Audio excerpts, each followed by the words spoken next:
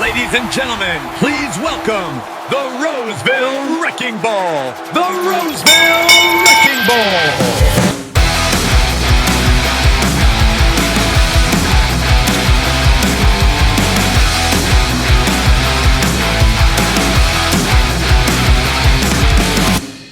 Joshua Shrum.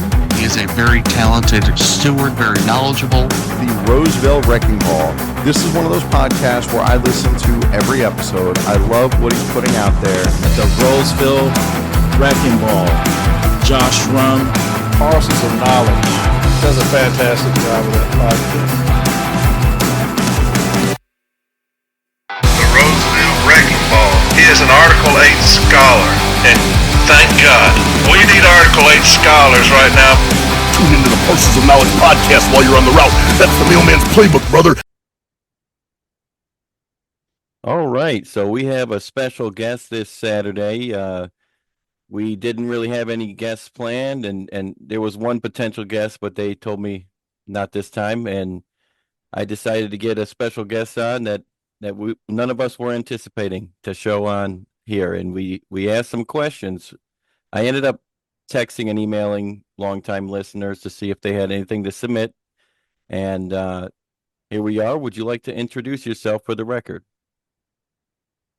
Certainly. Hello, everyone. My name is Mike Caref. I am the business agent in Region 3, the state of Illinois. I'm working on my ums when I'm speaking. That's a project I have going on, so I'm already starting off on a bad foot, but I'm going to get better as the show goes on. And I'm here to take questions that have been submitted. I'm running for president of the NELC, so I'm very excited anytime I get a chance to hear from the membership and take questions and just ponder our life here as letter carriers and what our future holds for us. Man, I'm kind of excited because as this election goes on, it's been a long election. We've had you on once before. And as things go on, the questions, the type of questions that we get coming in seem to transform. So I feel like this one's a lot different than the last one we got last time. So starting from the top, what do you plan to do differently? You know what? These are two questions, but I'm going to ask them both because they're the same, and I don't want the person to say, hey, you didn't ask mine. What do you plan to do differently? What distinguishes you from Renfro or Henry? And the second question is, Mike, why are you running for NELC president, and why do you believe you are the right person for the job? I think that was three questions. Technically, yeah. Two different people submitted something. They were very similar. All right. So I'm running because I think I can do good for the members of the union. That's what it's always been about for me. If I have a place where I can be of value and of use to the members of the union, that's where I want to be. And, if you're talking about being a union steward, you're talking about being an officer in the branch, you're talking about being whatever. That's how I ended up being the business agent for the last 12 years. And now I'm looking at our union as a whole, our national union, and I'm thinking like we can do better. I think that what differentiates me from other candidates is that I have a track record of success. We're actually, I think the June postal record, not June or May. What do we have? The May postal record is out online. It's not out. You probably haven't gotten in your mailbox yet. Anywhere from 5 to 25 days, you'll be receiving it. But, the postal record this month, I think it's on page 63. It just says that. It says, let's vote for a person who has shown that they can get us results. And that's what, for me as a union rep, I'm always trying to, what are we accomplishing with this grievance? What are we accomplishing with this meeting? What are we accomplishing with this training that we're having, whatever it is. And so as president of the union, I think you want someone who has a track record of success, someone who has a plan. We have a very extensive platform, probably too extensive, but I'd rather err on the side of putting everything in there because I want the members of the union to know what we have in store for them. And if they want to sign on for it or not, they have options when you go to vote. I think this election is a beautiful thing. I think people are going to have viable options. and we're looking at the future of the union. And we like you said, it's been going on for a long time, but you want to have the opportunity to really look at everything and say, hey, here's the direction I want to go in. But the platform is out there on the website. Please read it. You can listen to it. You can watch it on YouTube. Give us some feedback. I think that's what separates my campaign for president from others is that I'm going to tell you what I'm going to do. I have a comprehensive plan that covers everything about the union. And so there's people that say, well, I'm good at filing grievances and I'm good at this. And it's like, that's great. But I think the president has to oversee the whole operation. You're electing someone who obviously oversees not just the collective bargaining with the Postal Service, but the contract enforcement that comes after the collective bargaining. And then you're talking about legislation, you're talking about media, you're talking about Congress, you're talking about dealing with the Postal Service, you're talking about the economics of the Postal Service, the structure of the Postal Service, and then you're talking about internal to the union. Having an environment where everyone feels welcome, where everyone can participate, where everyone feels like this is their union, and where the union is able to be successful. And you can only be successful when everyone's in. And when people don't trust and have confidence in their leadership, it shows. People don't participate. We're not able to accomplish things. We want to hold a rally and nobody shows up, those kind of things. So I think that I'm kind of, for whatever reason, uniquely situated in this time to serve the members as your president, if you guys want me, because I don't want to be the president if you don't want me. I don't want to hold that position if that's what you guys, the members of the union, want. You guys are the boss, and every member gets a ballot. So I'm enjoying the process. I really am. Oh, that's good. We hear stories of the Postal Service overhiring in some installations while other stations suffer under excessive mandatory overtime caused by short staffing. If elected, how do you intend to address the disparity in hiring practices that currently plagues us? Man, that's a loaded question. That's a great question. I was out at the Region One rap session and visiting. I'm not a member in Region One, but I had the opportunity to talk with a brother from Reno, Nevada, and he had the same concern. He said in Reno we don't have that many carriers, but we got a ton of CCAs. So there's in other places like the person who asked the question, there's still mandatory overtime out there. The fix to me is contractual. So I don't know at what point we're going to be in the process of contract negotiations if and when I get in there as the president. So I couldn't say, we're going to be able to change this on day one because the problem is that the way we've negotiated the contract, we've negotiated a separate deal depending on what post office there is. And so it started maybe about 5 years ago, right? Maybe 2021. I'm not exactly sure, but at some point the Postal Service came to us and they said we can't hire in a lot of post offices around the country. Think like San Francisco and places like that. Really high cost of living, and so instead of us saying, well, you're going to have to raise the pay so that we can have letter carriers everywhere in America, we have a national contract. We entered into an agreement with them, in fact, and we've renewed the agreement, where it says that the post office is going to hire directly to career in some post offices, and in the majority of the post offices they're still going to hire non-career and pay $21 an hour. And so what's happened is we never changed the cap on the number of CCAs you can have within a district. The cap is not within your post office or within your installation, it's within the entire district. And so in the districts, particularly where, a good example is like Illinois 1, where I'm at right now. I'm in the city of Chicago. That's where my route is at. That's where I live at. In the city of Chicago is all they hire CCAs, and they've been hiring hundreds and hundreds and hundreds of CCAs. So many CCAs they're hiring. I was at my post office last week, and two CCAs come up to me and told me they like my route. There's so many there now that someone actually has a bid on my route. So, which that messes me up when I go carry my route. I don't like to break a hold down. And for the past 2-3 years, nobody's wanted to be on my route, so it hasn't been a problem. But we got to look at it now. So many CCAs, and the reason why they're able to do that, my president and people in Chicago are like, how can they hire all these CCAs? Aren't they over the cap? You know, they probably have 1,000 CCAs in the city of Chicago now. Like, aren't they over the cap? And the reason why they're not over the cap is because it's a district-wide cap. And in a lot of offices in Illinois, 20, 25 offices, a lot of the bigger ones in the northern suburbs, western suburbs of Chicago, Illinois 1 district, they're hiring directly to PTFs. And so those numbers don't count toward the cap. But of course, they've stopped hiring PTFs because the PTF rate of pay starts at $5 an hour more plus benefits. The post office is paying $10 or $15 an hour more for those employees, right? And so the post office doesn't want to hire as many that they really need in those all career offices. But where they do want to hire is in places like Chicago and Reno and, you know, whatever. There's cities like this all over the country where they're flooding with CCAs. And so our people that want overtime in those cities can't get it. Meanwhile, in a neighboring city where they're hiring PTFs, where they've tamped down on the hiring, those people are being mandated to work overtime and having all these other issues. So the solution is really contractual.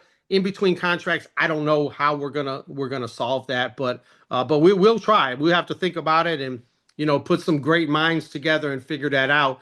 If we end up with the same contract language and if we still have the same problem, if and when I become the president.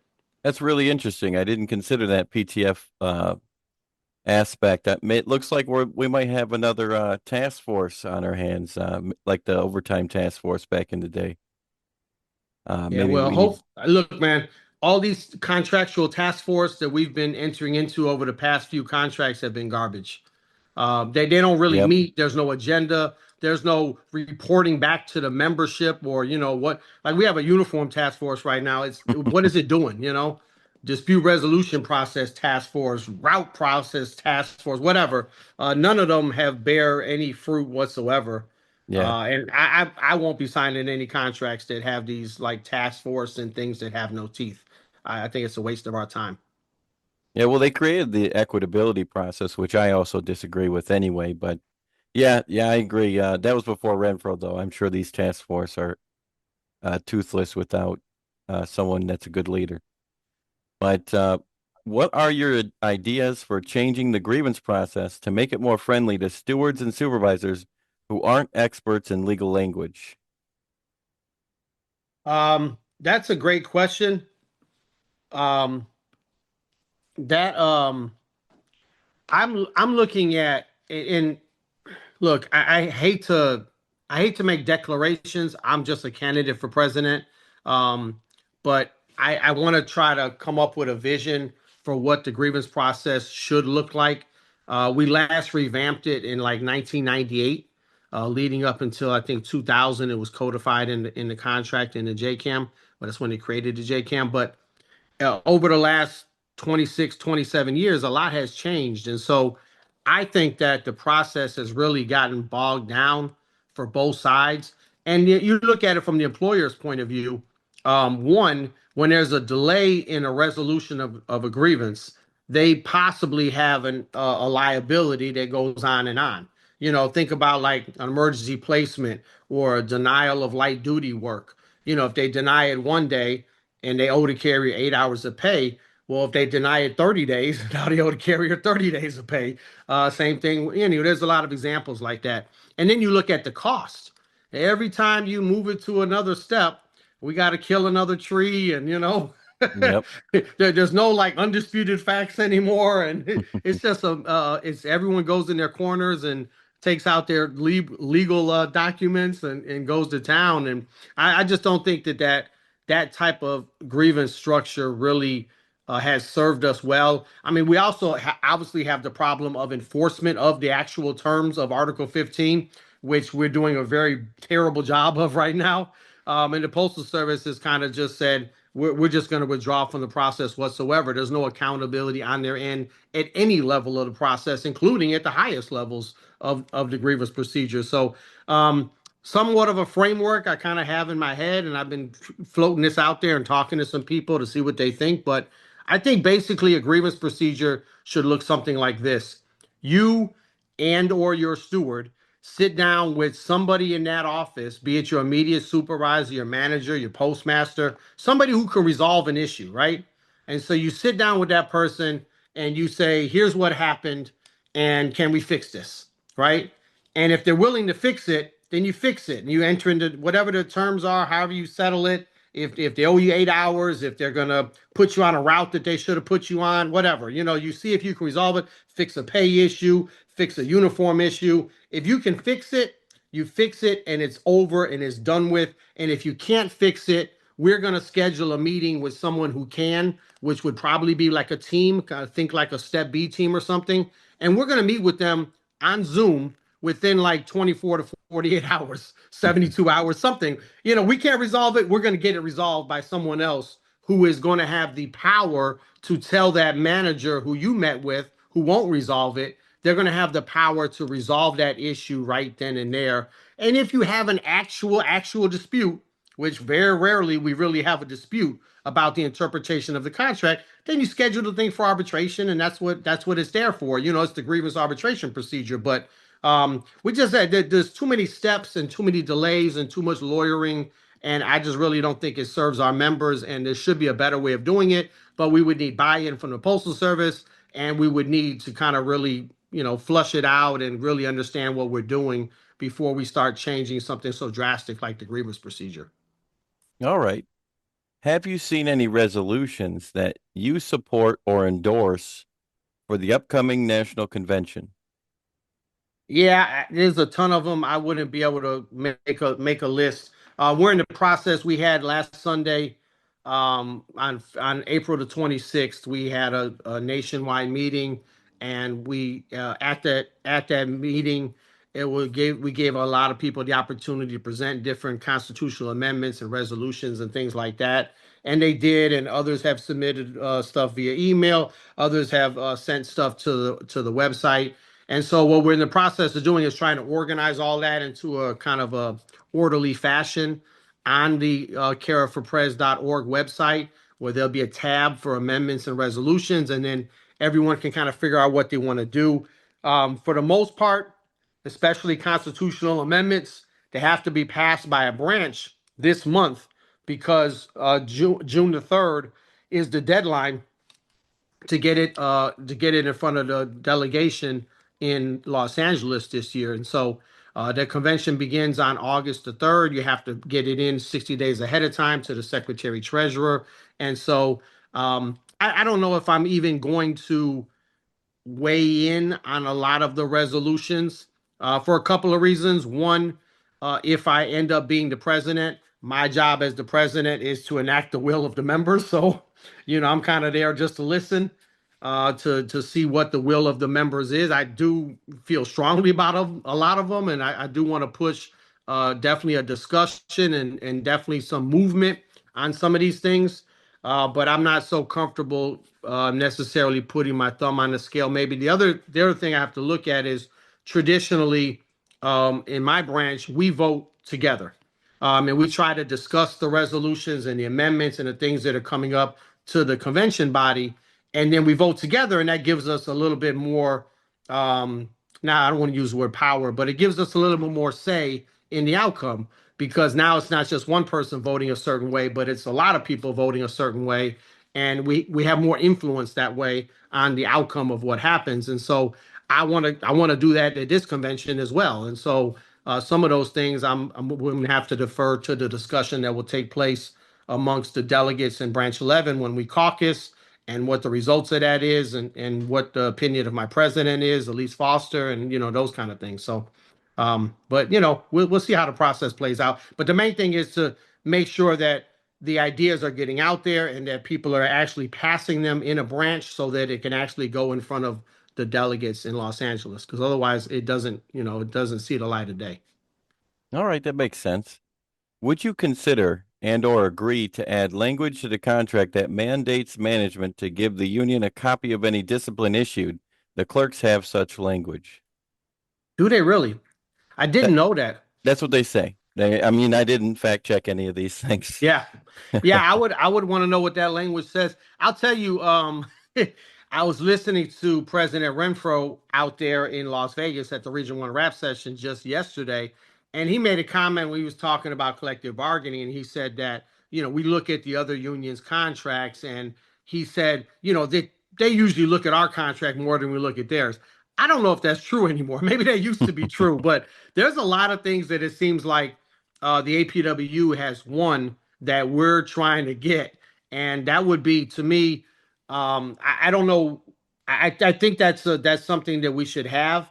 I don't like when they mail discipline to a carrier. If the carrier is off work on extended leave, or AWOL or LWOP or whatever, then it makes sense. But if the carrier is at work, I think that it's you're entitled to time on the clock to read that discipline, right? When you get it, they ask you to sign it as received. Well, I can't receive something until I've read what it is. And a lot of times, like 3-4 pages or whatever, I want to sit down and read it on the clock. And so I've been encouraging branches and stewards that if they're mailing the discipline to a carrier, you want to get language that says they're going to give a copy to you as a steward. That way you make sure that it's being addressed, that it's timely, and all that other stuff. And one way to do that is to file a grievance that it was mailed to the carrier and that the carrier was forced to work off the clock to sit there and read it. You know, and a lot of times you only have Sunday to read your mail. And if you're a full-time regular, you have an 8-hour guarantee on a Sunday. And so I want 8 hours of pay for you sending that thing in the mail and forcing me to work off the clock. Or we can just agree that in the future, you'll give a copy here to the union steward. I think that gives us leverage in the grievance process. And you try to get that settlement. But could we get that settlement nationally? I think that would be great. I think that'd be great for us. Yeah, it sounds like a good idea. Yeah. All right. There's been talk about Article 10 charges against you. Can you break down what happened and where do things stand right now and how are you handling it? I'm handling it fine. I think it's ridiculous, and I think 99% of the members of the union.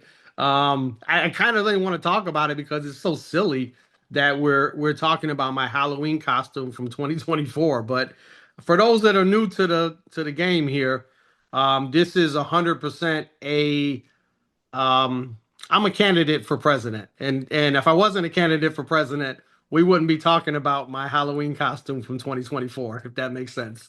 So it was a statement that I wanted to make at the time, and it was also a Halloween costume because President Renfro decided when he put out the tentative agreement for the membership that he wanted to try to sell it.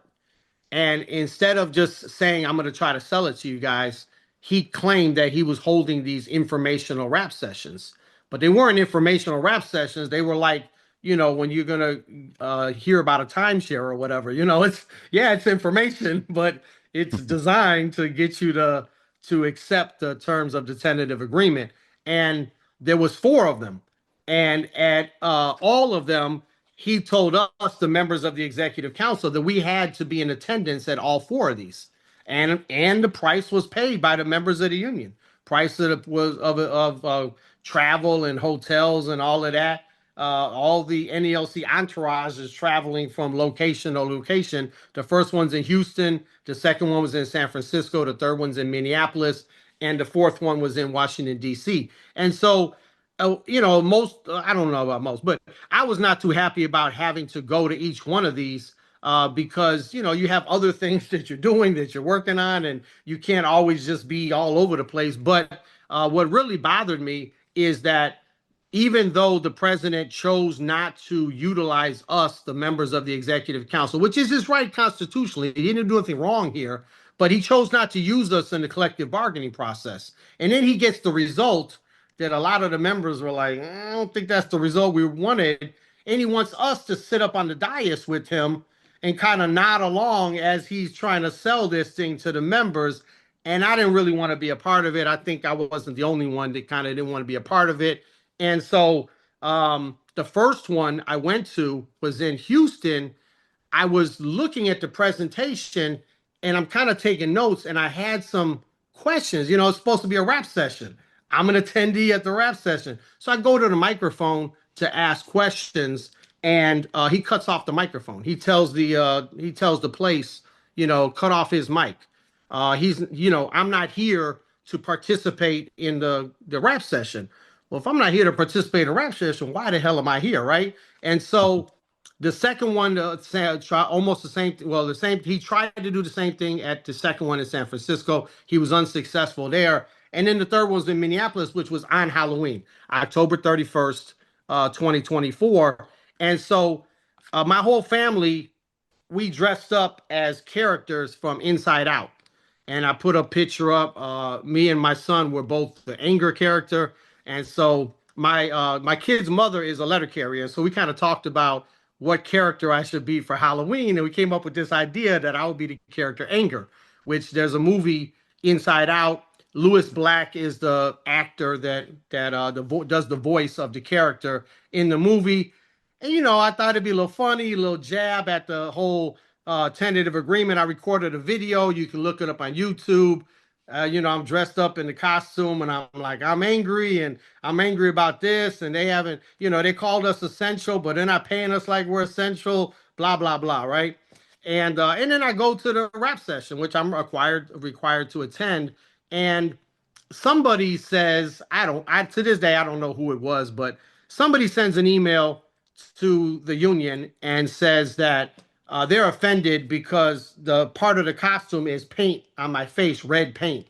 And they consider it as some type of cultural appropriation of native people or something like that. Red face, I don't know what the hell we're even talking about, but let's just say someone was offended by it. And so the executive vice president of the union calls me out in the hallway and he's like, hey man, someone's offended by your costume, so you got to change. And I refused.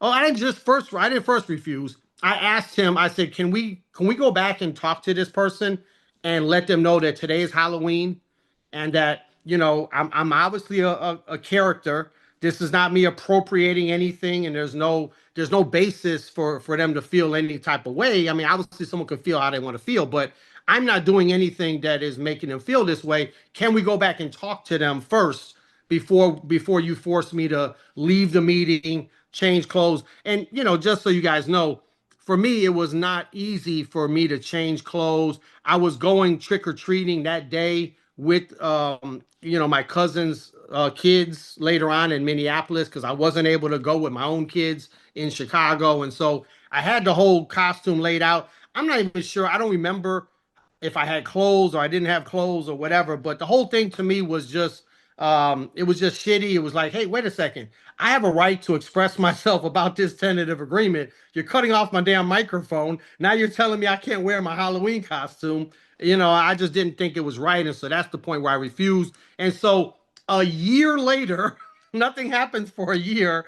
A year later, one of the other guys on the executive council, which is Dan Versluis, a business agent in Region 4, which actually he just retired, I think, this week. So now he's the former business agent of Region 4. He brought forward charges, and I guess there's two parts to the charge. One, that I violated the code of conduct, and the code of conduct is like, when you're in a meeting setting, you won't do things that harass and defame and that kind of thing. That everyone is welcome. Everyone is entitled to a safe working environment at a meeting of the NELC. But of course, it doesn't say you will never offend anybody because that's impossible. So you can say something that offends somebody. You can whatever. You can look a certain way that offends somebody. There's no way the NELC can promise to our members that they're never ever going to be offended by anything that happens. But the statement is basically that you're entitled to this type of environment, and that's one. They said, though, the person making the charge said I violated that, and the second charge was that the executive vice president of the union told me to do something and I didn't do it, which there's language in the Constitution under the duties of the national business agent that say the executive vice president directs the business agent in their duties within their sphere of duties. So in other words, within the executive vice president's sphere of duties. And on that day, because there's a whole email exchange and everything, it was like, I'm asking the executive vice president, Paul Barner, why am I talking to you about this? How is how is Halloween costumes within your sphere of duties? Like, at what point you're an officer of the union, I'm an officer of the union, you're assigned to be here, I'm assigned to be here, we're both here, but you're talking about how I'm dressed and I'm not talking about how you're dressed. So how does that work? And I never got an answer to that. And so those are the two charges. And what happened was the per the Article 10 process, which, as we know, the president and many members of the executive council haven't always followed the proper Article 10 process, but they did in this case. They followed the proper process, which is to hire an investigator. And they did. And Brother Mike Burkett did an investigation, which, told the whole story basically the way I just told the story. It says everything. And I'll just make a side note here. Rest in peace, Brother Burkett. He recently passed away. I served with him on the executive council of the union. Really enjoyed it. We shared the Gateway District together because his office was out of St. Louis and Region 5 in Illinois, and that whole St. Louis area. We used to go have meetings with management. And so I got a lot of good memories with Brother Burkett, and he will be missed. His services were yesterday, May the 1st. Hopefully a lot of people were able to go and pay their respects to that brother. But he submitted his report, and the executive council, I think it's been over a month now, voted. And the way the wording in the Constitution reads under Article 10 is the charge substantial or not? And I thought it would be a no-brainer that it's not substantial, because even the person that brought forth the charge didn't think it was substantial enough to bring it forth in a year's time. Plus, we're talking about a Halloween costume. It's like, don't we got bigger fish to fry? And the question in the Constitution, to me, is set up that way because you don't want to waste the union's time, energy, and resources having hearings and stuff. But my colleagues on the executive council, in their infinite wisdom, they disagreed with me and they ordered hearings. They said it is substantial. And so we're going to have hearings. And at this point, I asked President Renfro to move this thing along. And the reason I want to move this thing along is quite simply because if I am found guilty in some way, I want to be able to appeal that decision to the supreme body of the union, which is the delegates gathered in Los Angeles. But if we don't have hearings soon, then I'm going to miss that opportunity, and I don't think that would be fair. And so I've been pushing President Renfro on that. But like I said, there's I'll leave it at that. Okay. Yeah, that's a good explanation. I mean, you definitely went in depth. Yeah. I can't see you or anyone else, for that matter, winning an election without a slate. Are you going to have a slate? I don't know. When people say a slate, they think normally of 28 people running. I mean, traditionally, David Noble's had a slate. I'm just not impressed with the whole slate thing. When you get your ballot, there's no slate on there. I think a lot of us come from branches where running in a slate means something, and it's like we all know each other and we're together. The slate on the national level is a political slate. It's I'll support you in my area of the country if you support me in your area of the country. And I think that's shitty. I don't think that's positive for our union. I think we saw a lot of that with currently with President Renfro, where people that should have been telling him that he was, going astray or leading us wrong, instead were remaining quiet, partially, in my opinion, out of the political allegiance that, we pledged our support to each other when we ran for election in 2022. And so I said at the beginning, I took a stance that I'm not under any circumstances going to endorse people in a particular region. So when people run for national business agent in their region, only the members in that region are able to vote for them. And the only reason why someone has a slate that includes national business agents is so that they can get their money and they have more money in their nationwide campaign, because there's nobody running for a business agent that is served by having to raise money and run a campaign in their region and also funnel money to some national candidate, the national president, or whatever. It does not serve those people running in that region. It does not serve those members who need to make that decision for themselves without influence from me or from anybody else. And so I will not endorse. What I have done is I've opened up like the platform, like we have the podcast Mic Drop Mondays, and I'll say, you want to come on the show, we'll take questions from people in your region that you can answer. You can introduce yourself to people. By all means, you can have the platform. I'm friendly to all different candidates. I want the members of the union to have viable options when they go to vote. But I'm running for president, and when you go to vote for president, I expect you to judge me based on, is this the guy I want for president? Not, is this the guy I want for president? And do I also support all his cousins and his friends and his homies and, all the other people that are running with him? I think that is just silly. And when you get the ballot, you're going to vote for each individual office. Do we end up with some type of a national ticket, national people kind of coming together and saying we think we're the best people for these different various positions at NELC headquarters? That's possible. That's still yet to be seen. But as of now, and trust me, brother, and everyone out here listening, I got my hands full running for president of the union. I really don't have I'm not as smart as some other people who are able to run for president and run for 27 other positions at the same time. And so I'm going to concentrate on running for president, and we'll see how that other stuff plays out. All right. Will you rejoin the CLC if it would lead to better working conditions? Okay. It won't. It won't. It's look. Yeah. And in the beginning, I and a lot of people were part of the CLC, and it was a group for change. I still support the change. I still support the people that are part of the CLC.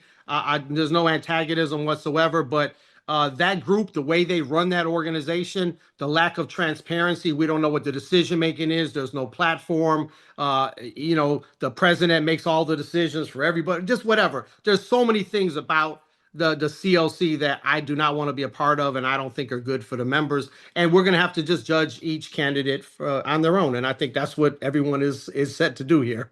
Yep. Well, I just want to put a disclaimer out here for those listeners who are not familiar with my show. Just to let everyone know, I am not, as a podcast, I feel my role in the election is to stay neutral and be transparent about all information. I don't take the position of the questions submitted, nor do I take the position of the candidates. I may agree with certain things, but of course, that's not appropriate for me to share on air. So just to let everyone know, these questions are submitted not by myself, but by other individuals who are listeners. So moving on. The next election, whoever wins will likely deal with the arbitration of our national agreement. What do you think is a realistic bottom salary or high salary? And regarding CCAs, what would be the most realistic result in arbitration? Do you think you could get rid of the CCA classification? And what do you think we can realistically get? I want to hear realism, not fantasy. Yeah, I think you're not going to get everything, and particularly because we had the most leverage, I think, in 2023 coming out of pandemic, and at a time where other unions, because there's a comparability standard in the law, you saw other unions getting significant raises, and I think, like I said, we had the best leverage in 2023, and we're probably not going to get that back anytime soon. And so, no, you're not going to get everything that you want. But I think, to me, the bottom line, just to start, just to even have a conversation, is a $30 an hour starting pay. And the reason why I say that is because there's no way the Postal Service can be a delivery force for America without a dedicated group of letter carriers that are out in the community every day. And you're not going to attract dedicated letter carriers without at least a $30 an hour starting pay, because nobody's going to want to make a career out of it. We're seeing what's happening. We're getting people to apply for the job that don't have other options. And it's not, we're not the first choice for hardly anybody these days. Unless you really have a long-term outlook, because it takes like 15 years, to get to the top. And most of the people coming in, it's when the Postal Service used to say and still says sometimes, I need a body, that's how they're hiring letter carriers. And so to me, to make that change and for it to be fair, because you have the comparability standard, and if the United States Postal Service, the same employer, if they can afford to pay a career clerk over $28 an hour, then they can certainly afford to pay a letter carrier $30 an hour to start. And so from there, you start there, and then you get into negotiating different terms and different, presenting different ideas. And it's an arbitration panel when you go in front of arbitration, which is a little bit different than just having one arbitrator. And what you have is you have one person that we appoint and one person that the Postal Service appoints. And I'm going to make sure that that person is someone who can really talk with that neutral arbitrator and go over what some of those options are. Because like the question, the person asking the question was saying, you're not going to get everything you want, but I want to make sure that that third arbitrator that represents us is going to be able to have that dialogue behind closed doors with the neutral arbitrator about what might be some of the options that are plausible, but starting with the $30 an hour starting pay, and then going from there. Do what we can with the non-career classification. I think that we've always made improvements up until the last contract where we just threw in the white flag and didn't even try. But all the other contracts since the DAS award, we made some advancements in the non-career classification. We got the step bump up for the TEs, and then we got the maximum limit on CCA time to 2 years. And so I would think that going forward, we could get some type of improvement, bring it down to 1 year, maybe after a probationary period, you become career, or even try to eliminate the whole non-career classification. But you may or may not be able to get there, but I think you can make some progress there. And like I said, to me, the bottom line is the $30 an hour starting pay. All right. That's good to hear. So this next one, they sent me in a memo. I didn't know how I can share this, but I can tell you this is the do's and don'ts for postal supervisors union elections memo from 1999. It says this. Can you put it up on the screen? I wish I could. I guess I'm not as prepared as I could be, but what's the title of it? Who's it to? Or it's a Human Resources Northeast Area 1999 memo. It looks like it's Mr. Potter. I recognize that name. A few other people.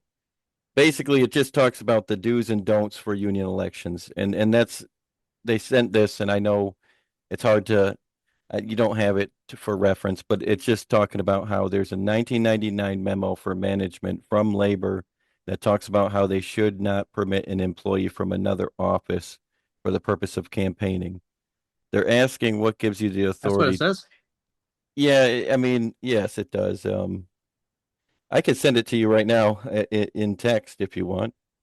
Let's see. See, these questions, they're not given to the candidates in advance. So at least especially Mike specifically said he doesn't want any questions in advance. So I am just going to send him the information I have right now. They're just asking what gives you the authority to ignore this memo. That was the main question. Yeah, I'm not sure that memo is controlling, but let me see. Let me see what it is. I got it on my phone. The following are guidelines for postal supervisors to follow during union elections. It's important to note that after referring to the below guidelines, a supervisor has any question relating to the propriety of the activity that is being conducted, he should immediately contact labor relations at his post office or district to determine whether the planned action is proper. Do's and don'ts for postal supervisors. So I guess it's talking about a union election, but it's talking about they're referencing number 6 and 21. That's the ones that they were talking specifically about. If you want to, okay. I mean, they're just asking, why do you think it's okay that you've been going to these offices? That's all. Sorry to put you on the spot.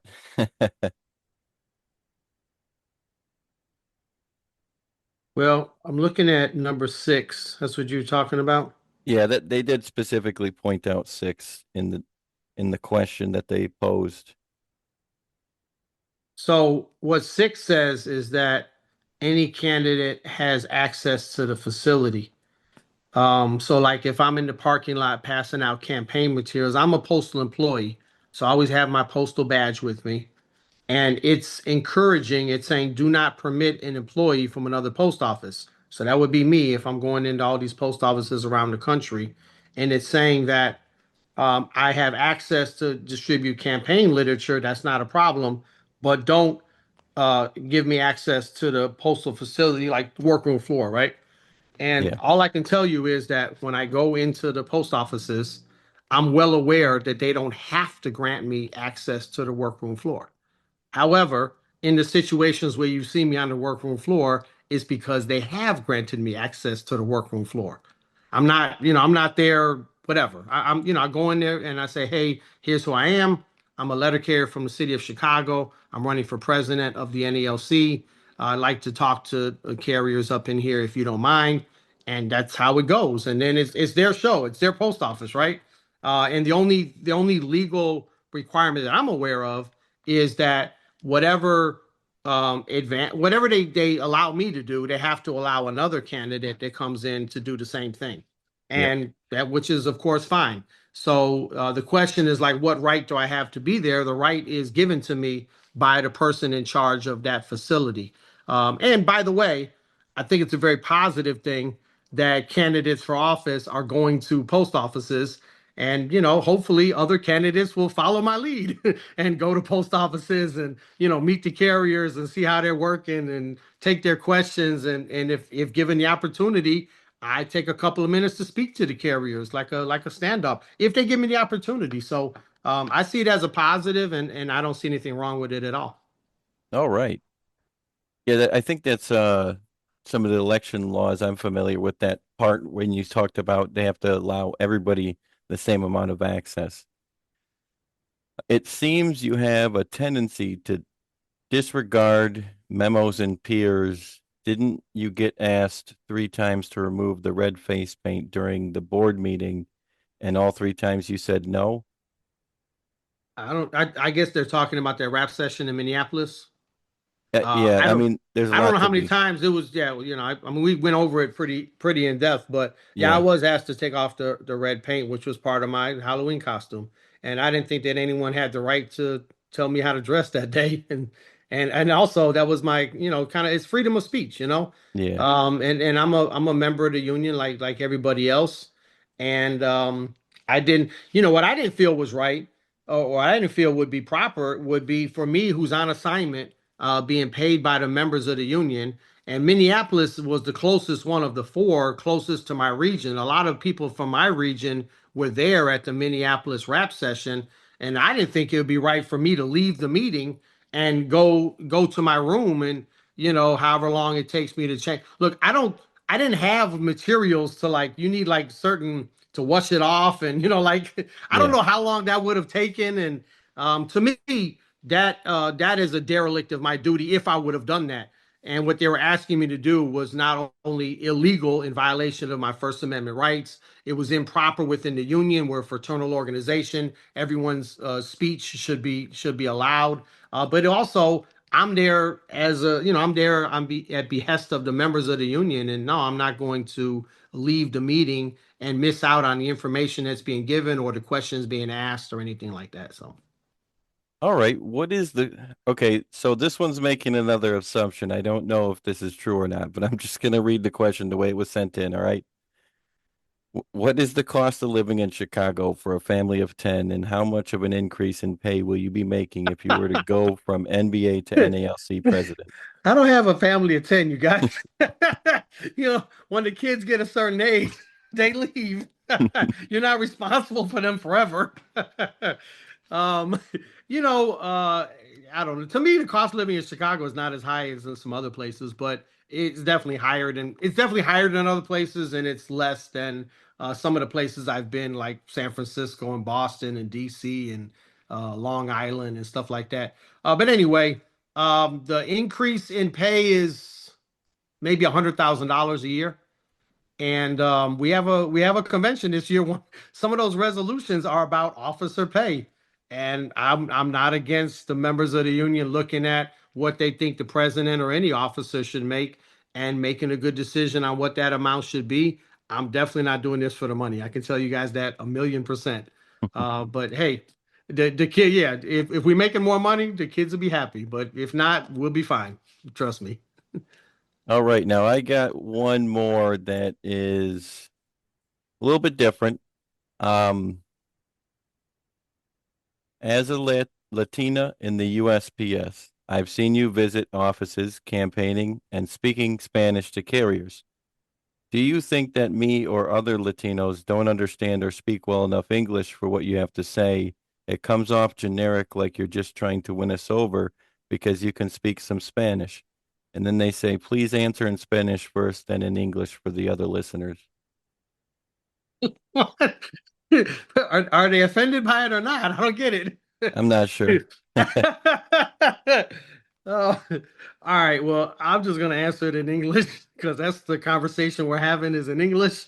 Look, the only place I've spoke Spanish on the workroom floor was in Puerto Rico, and 100% of the carriers speak Spanish in Puerto Rico, and that's why it's a language that's familiar to all of them. And I also speak Spanish, so I figured that that was the easiest way to communicate and the language that was most familiar to them to understand, what we were talking about. And quite frankly, it's kind of cool to have someone, national officer of the union or candidate for president that speaks the same language that you grew up with. I think that, that adds a little something to it. And so I'm certainly not meaning to say that most most people in the post, although English is not the official language in the United States, so people can speak other languages and do. And there was a couple of carriers in Puerto Rico that I met that really didn't speak good English, and it was kind of like I was joking with one of the guys, like, how did this guy get through the training? Because the training's all in English. But my understanding is like their union meetings are in Spanish. Now I've never been to any of the branch meetings in Ponce or San Juan or whatever. I've never been to those meetings, but someone told me that they conduct the meetings in Spanish because that's what they're familiar with, and so that was the only motivation for doing that. I also did one of the shows, Mike Drop Mondays, where I took questions and had a dialogue with people that came on that more comfortable speaking Spanish. We got people in this country. I wish I spoke more languages. I was in one post office in San Francisco, and it was funny because most post offices I go into now, a lot of the carriers know me. They're like, "Oh, Carol for Prez, we see you on TikTok or whatever, right?" They're familiar with me now as a candidate for president. You're from Chicago, whatever. But I went to this one post office in San Francisco, and most of the carriers had a Cantonese background, a Chinese background, Cantonese language, and I don't think they're on the same TikTok that everyone else is on because they didn't know who the hell I was. And some of the words, I wish I knew the words, that I could talk more, easily with them and stuff like that. And so you have people to speak all different kind of languages. I learned Spanish when I was really young, like a teenager, and then I lived in Mexico for a little bit. My first wife actually we spoke Spanish in the house. She didn't speak very good English when we met. And I learned Spanish. I used to speak Spanish very well. Some of the people make fun of me now because my Spanish doesn't flow as easy as it once did. But you go back like 30 years, like I really like they could have swore I was like from Mexico City. They call it chilango. That's someone who's from Mexico City. I had that accent, I had the mannerisms or whatever because I lived there for a little bit. And like I say, in the house with my older kids, we spoke Spanish first, and then we spoke English. English was the second language in the house. That was with my older kids, with my first kids. So it's I would like to speak Spanish more. I think it's cool to know two languages. It gives you different perspectives sometimes, and I think it's good for the members of the union to know that their leadership, comes from different backgrounds and can speak with them and relate with them on different levels. So if you're actually offended by that, just know that I never spoke Spanish in any, as an official speak. I might, when I'm talking to someone, I might talk to them in whatever language they're comfortable with. But any stand-up talks I've given have always been in English, except for in Puerto Rico is in Spanish. So hopefully that works for whoever's asking this question. All right. If Eddie Davidson is running for president, will you be asking him for a debate the way you ask Henry? Yeah, baby. Yeah, I love a good debate. I think it's great for the members. It's great for me. Look, I'm a member of the union too. I wanna see my candidates. I wanna see them grilled. I wanna see them up against the wall. I wanna see that we ask them all the questions we want to ask them before we vote, not afterwards. So absolutely, if Eddie or anyone else decides to run for president, I want to talk with you. I want to have some open forums. I want to have the ability for any member of the union to ask all of us questions and things like that. What James Henry has been, what's the word? Avoiding. He's been avoiding or refusing to do it. Just flat out refusing. I know of Branch 421 in San Antonio sent him a letter, and me and President Renfro about coming to their branch. This was during the time when the officer training was taking place, maybe a couple weeks ago or a month ago, and he wouldn't come. And I know Branch 580, which is in Gary, Indiana, in your region. I know they sent him a letter, and the same thing. He refused. A couple of the podcasts I'm aware that have done the same thing, asked him to come on and take questions. Sit there. We sit alongside each other and we take questions from the membership. You can go look on YouTube when the APW was having their election recently. The candidates for president did just that. They took questions from the members in an open forum. I think it's something that the members deserve. I'm running as a candidate. I work for you guys as a elected officer and as a candidate because you guys are the ones that are going to have to make the choice of who you want representing and leading you, right? So my job is to make myself available, to answer questions, to be accessible, to be transparent, to give you guys an idea of what you have to get, what you're getting yourselves into if you decide to vote for me. And so for a person who's a candidate for president to not do that, for me, as a person who's has a vote in this election, it's a disqualifying factor. I got to be honest. It's a disqualifying factor for me, and I would not vote for that person if that's the attitude and the approach that they're going to take. And thus far, that's the approach that Brother Henry has taken, and that's not a good look. Not to me. That's not a good look, brother. All right. This election cycle has seen multiple slates pop up, and a lot of members feel like the union is getting divided. What is your plan to bring back unity and get everyone working together again? That's a good question. In the premise of it, I do agree with in some sense. I don't think having an election is divisive. I don't think having multiple candidates is divisive, especially if they're viable candidates. That's a positive thing. It's not divisive at all. But we really don't know as a union how to conduct elections in a fraternal way. Some of the things that I was just talking about. I think the union itself should be organizing forums and things like that for the membership. Like let's say when we go to the convention, day 3 per the Constitution, day 3 is the day when you nominate officers.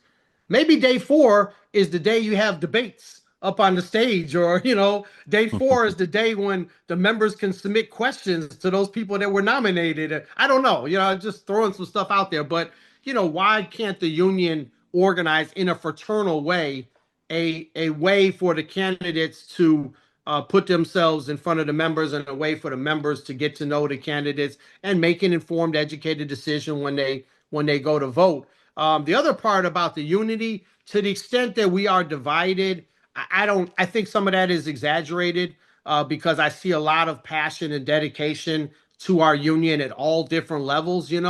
I do see a lack of participation that has been a problem for many years now. But in order to bring people together, I think you need two things. One is you need a vision. Like, here's what we're trying to accomplish. Here's what we're doing. What is our vision for the union, for the Postal Service, for our future, for the letter carrier craft? And so I've tried to do that in the platform. And then if I'm elected president, I'll be enacting those things. I'll be presenting the vision back to the membership and saying, hey, I want you guys to get involved with this, what we're doing here. And the second thing that brings everyone together is success, baby. When you're winning, everyone wants to be a part of it. And when you're not winning, everyone's fighting each other. That's just a kind of a general thing. And I think this union, we've been taking a lot of L's. And I think it's time for us to turn that around. And hopefully, if we can turn that around, then I think you'll see the members get on board with it really, really, really quickly. All right. I've been talking with carriers and seeing polls showing you gaining a lot of momentum.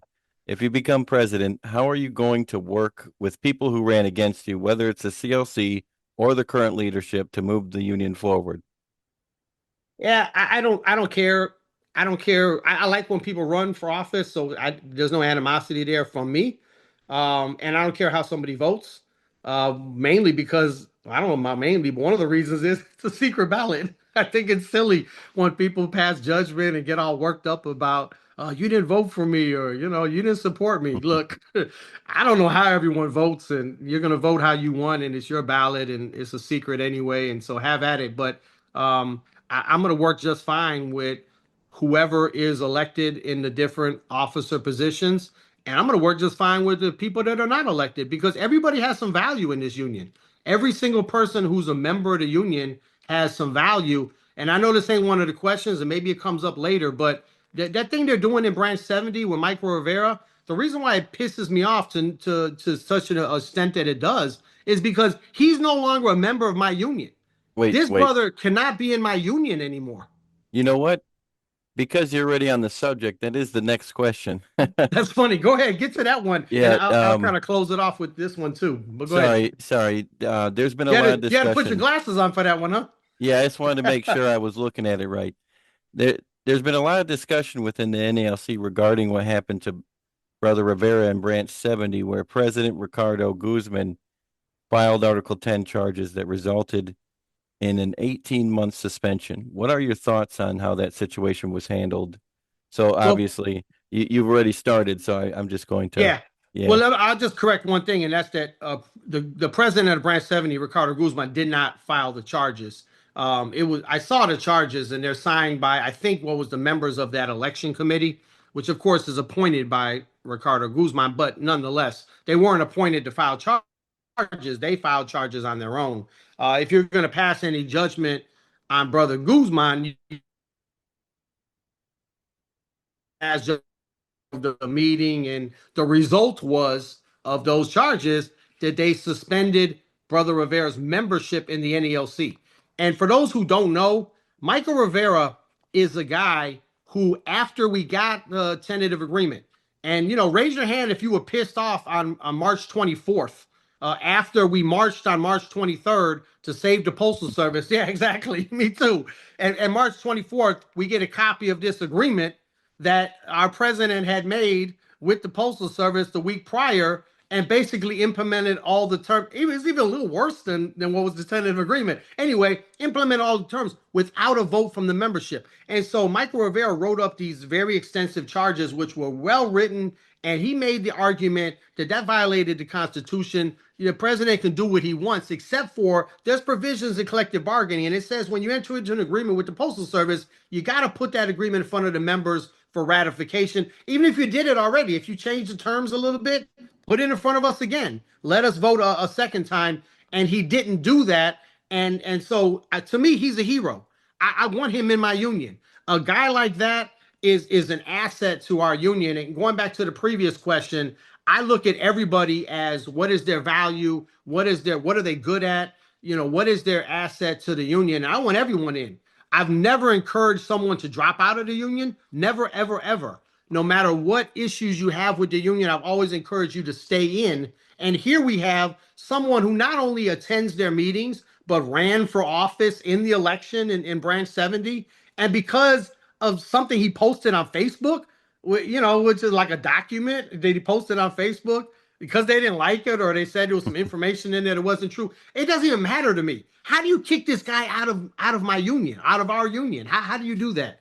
That just, I thought that was so wrong. And I think that everyone should be held accountable for that, meaning that what is your opinion on this? And so if you want to hold anyone accountable, the president there, Ricardo Guzman, didn't bring forth the charges, but what was your opinion on it when it came up for a vote in your branch? Did you think that that was okay, that that was an acceptable response to suspend someone's membership for 18 months where he can't even vote in the damn election this year for president because he won't be a member of the union? That just ain't right, man. It's not right. Yeah. Some people are worried about the future of the USPS. What's your take on that? I'm worried about it too. I think you're naive if you're not worried about it, or you got your head in the sand somewhere. Um, Revenues for the Postal Service has always been the delivery mechanism for America, and I always make this joke that we see them old pictures of people delivering your kid or what the kid sitting in the satchel. I mean, we deliver everything, right? We've connected America and we've delivered everything, and at some point we became the deliverer of like bills and first class mail, which fit well because we always had a monopoly on first class mail, and so everything had to come through the postal service, and it allowed for the postal service to become a entity where that even though there's a universal service obligation, and even though we add about 1 million delivery points every single year, despite that, the Postal Service has still been able to survive largely without any taxpayer revenue whatsoever. So the American people get a great deal. And it's because of the first class mail monopoly, and it's because first class mail has always supported economically the infrastructure of the Postal Service. And so now we're in a different place. And what I'm looking at is, and the Postmaster General said it as well, although he didn't put out this idea that I've been proposing, and that is, can we get a similar monopoly on spurs, anything that fits in a mailbox, less than 2 pounds, smaller than a shoebox? That's something that we can deliver easily. We know we can provide that universal service. We know we're not going to upcharge people and play games like private companies. We know that it's going to come from a dependable, reliable, unionized, professional letter carrier who's out in the community anyway for free. And if you do that, that offsets the universal service obligation and allows the post office to continue to be the delivery mechanism for America without raising taxpayer funds, because otherwise you're going to have to fund that universal service obligation in some way by going to the taxpayers, or you're going to have to start cutting service. And we've seen that in other countries, and it's terrible. You can no longer, there is nothing that binds the country together because now the service is optional. It's not mandatory anymore. And I think that weakens us as a country, as a people. And I think that we can get the American people on our side to support a stronger post office going forward. And of course, we, the letter carriers, are right at the center of that because we're out in every community at least 6 days a week. If not, we should be out. We are out there 7 days with package delivery and all that. So that would be my idea moving forward. But the question was, are we worried about it? Yeah, we're worried about it. Honestly, we're worried about it. And let me say this: you don't sit back and wait for either postal management to solve the problem or Congress to solve the problem. Those are two losing ideas. I honestly think we should have never allowed Amazon to come in and UPS and FedEx. We should have always had a monopoly on packages when it first started coming up. Yeah. But I plan on voting for you and maybe 2 CLC people. The rest seem weak. Will you be able to lead them and motivate them if you win? Them being the two or being I don't know. I guess whoever's elected, right? Look, whoever's elected, I can tell you right now in the office that I work at in Region 3, I didn't pick those people, but I love them. They're great. And I think that especially if the members are picking them, and these are going to be what we have. I will tell you this: we have a ton of very dedicated, passionate, very skilled, intelligent union people all around this country.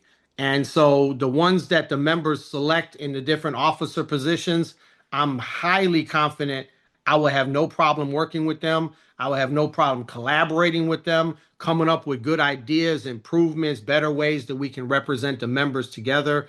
I look forward to it. I like new people. I like new ideas. I really look forward to whatever that outcome is. And for the person asking the question, by all means, vote for the people that you see fit. Just because they have CLC next to their name, it works both ways. I tell people just because they have CLC next to their name is not the reason you should vote for them, but it ain't a reason not to vote for them either. There's some really good candidates that are carrying that name, in my opinion. So I think we should look at all the candidates. Is there anyone you can't work with? No. All right, short and sweet. We Yeah. got 5 more questions. I used to listen to Walton a lot, but stopped since he no I longer thought I teaches. thought that's the one they were asking me about in the last question. That's why I hesitated, but I can work with the brother if need be, certainly. Oh, go ahead. Okay, I'm sorry. it's okay. So he's turned into a bit. And again, Walton, this is not my opinion. This is just a question that was submitted. He's turned into a bit Corey's of a gonna come knocking bully. on your door, man. Says he's turned into a bit of a bully and he cusses way too much for my liking. If he managed to get elected as the VP, can you stop him insulting and bullying the members? EVP, well, everyone has their personality. And to that, the cussing doesn't bother me because that's who he is. That's his personality. That part doesn't bother me in the least bit. If I'm the president and he's the EVP, can I stop him from doing something? Not necessarily, but if it gets too far, you do have the charges process, and any member can bring forward charges. It doesn't have to be me. If we feel that one of our officers is really getting out of bounds, but I don't I don't see that as a problem. The question is, can I can I Stop kind of him. like mold them into who I want them to be or what? I don't think so. And particularly, look, if the members vote for the brother, what does that say? Says that's what they want, So the Yeah. members get what they want. So nah, I don't think I'm gonna be in a position to tell any of the elected officers.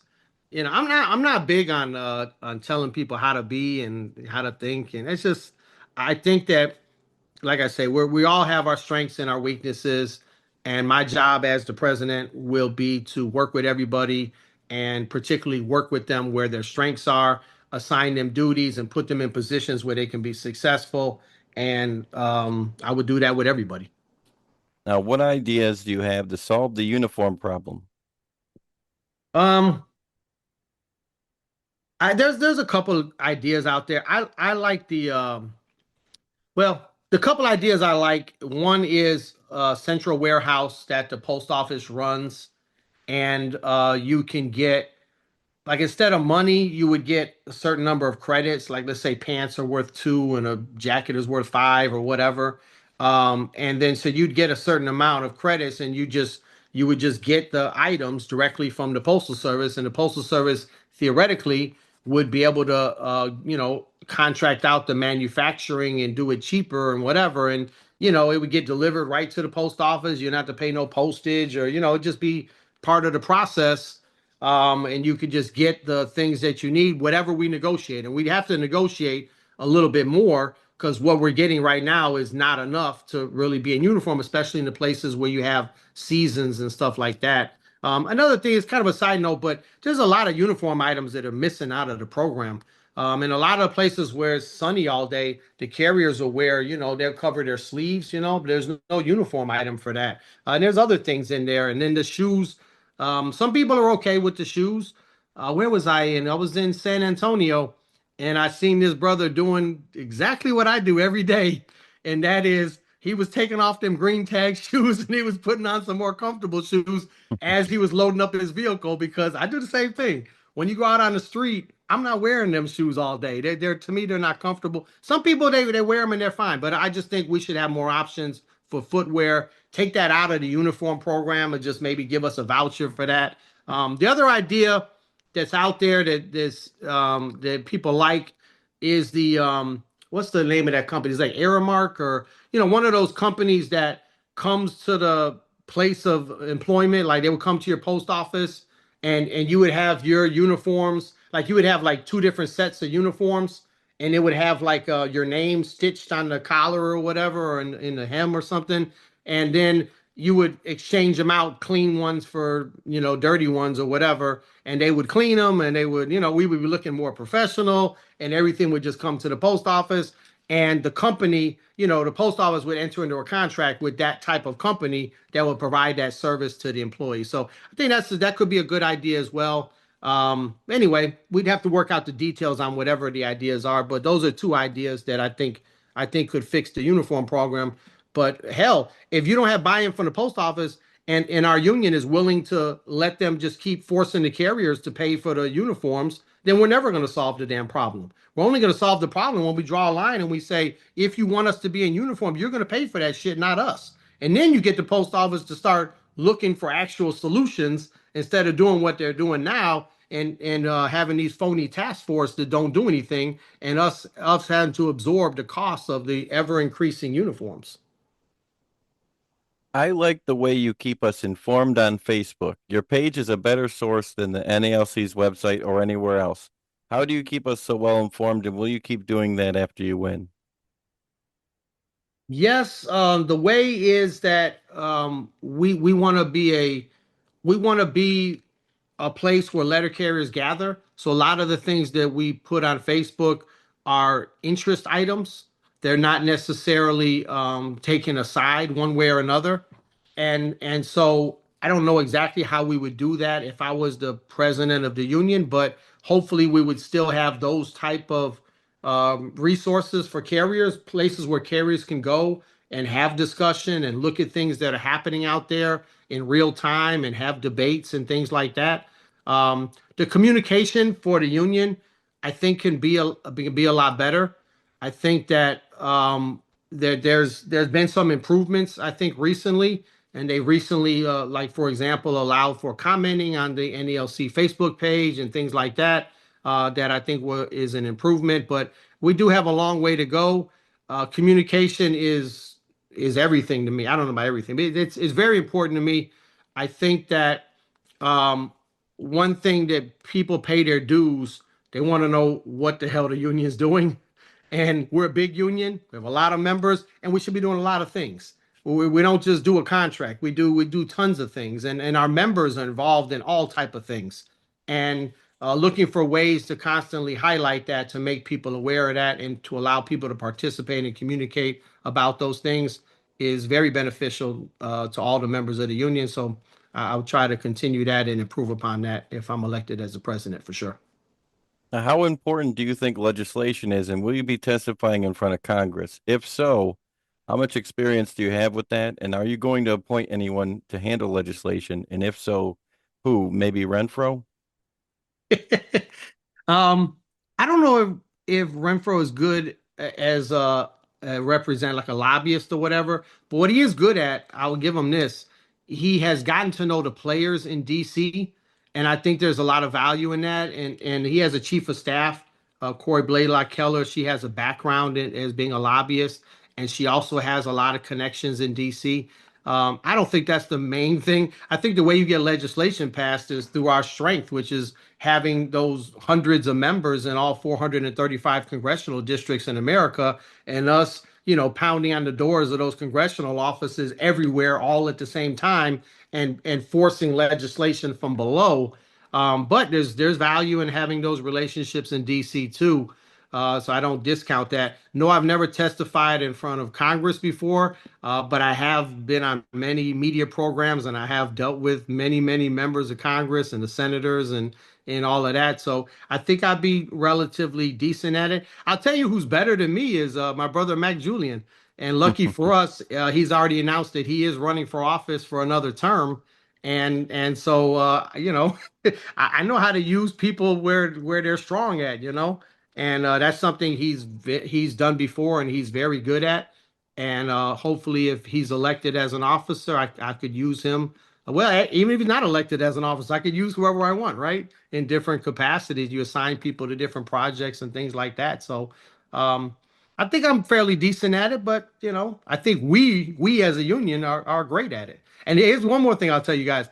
If I'm called to testify in front of Congress, I'm coming in uniform. I'm coming in a letter carrier uniform, and I think it makes a statement. I think the public needs to see us as letter carriers and not as people in suits, for what it's worth. That's worth a lot. One final question, and it's the question that everyone needs to ask in any objective interview, and that is there anything else you'd like to add? Well, we've had quite a lengthy discussion here. I think we've covered everything. I'm sure there's more we haven't covered. More than willing to come on again at some point. You got my number. Just give me a holler. If people have any feedback regarding any of the questions and answers that I gave, please let me know what that is. I've always said, well, I've been saying out there when I go around to the different branches and post offices, is that I know that everyone's not going to agree with me with everything that I say. And that's not the goal here. The goal is for you guys to get to know me better. And that therefore, when you go to make your decision, and the very most important decision we're going to make is who we want as the president. When you go make your decision, you'll have a good idea of who you're going to get if you decide to vote for me. And that's all I can do. I hope this conversation has been useful to you guys out there. I appreciate you, Brother Shrum, for giving me the opportunity and for all the work that you do, because you've been pounding the pavement. You're churning out them episodes. I'm watching you, brother. You're putting it in. So that's good. Like I said, we have so many good people in this union. I just think we need some direction. We need some leadership. We need some unity. We need to figure out what we're doing here. And I think we can accomplish so much together. And I'm really looking forward to it. I've been having a blast out on the campaign trail. I'll tell you guys that too. I was able to go to 3 post offices in one day in San Antonio this week. One of the brothers actually already had went to his route. I'm not going to say his name. I don't want to get him in trouble, but he went to his route. He came back to the station. He's like, oh, man, I had to meet you. And I thought that was so cool. And we've been putting out, if you go to the store on the website, careforprez.org, we got all these case magnets, and people like the pens and all the different swag or paraphernalia or whatever. So it's been fun. I want to thank, that's what I should have led with. I want to thank all of the people that are working on the campaign. We have developed quite an extensive nationwide campaign team, and they're on it, man. Every little thing, the merchandise and the making contacts and the running all the different entities. You got the Facebook, you got the website, you got the Mic Drop Mondays program, you got the YouTube, you got the TikTok, and then you have the station visits, you have the travel, the logistics of that, you have the fundraising, there's all these different things, and there's just a ton of people that are helping out in a lot of different ways, and I can't thank you guys enough for putting your faith in me. I will try to live up to that trust that you're putting in me in any way I can. And like I said earlier, if I'm letting anyone down in any way, or they have any criticisms, positive feedback or negative critiques, constructive criticism, that's the word I'm looking for, please let me know. I'm always trying to improve and do a better job for you guys, the members. And that's it, man. Thank you, Brother Shrum. I appreciate it. Thank you. Anybody who's listening who wants to say anything, don't forget to drop it in the comments section. And it was good having you, Mike. Thanks for coming on. Thanks a lot, brother. Appreciate it. If these guys are getting educated, we will be in big trouble.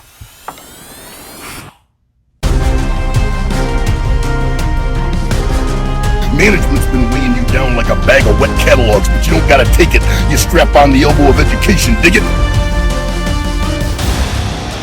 Ladies and gentlemen, please welcome the Roseville Wrecking Ball. The Roseville Wrecking Ball. The Roseville Wrecking Ball is an Article 8 scholar, and thank God, we need Article 8 scholars right now. The grievous genius and the Roseville Wrecking Ball doing amazing work. Tune into the Parcels of Knowledge podcast while you're on the route. That's the Mailman's Playbook, brother.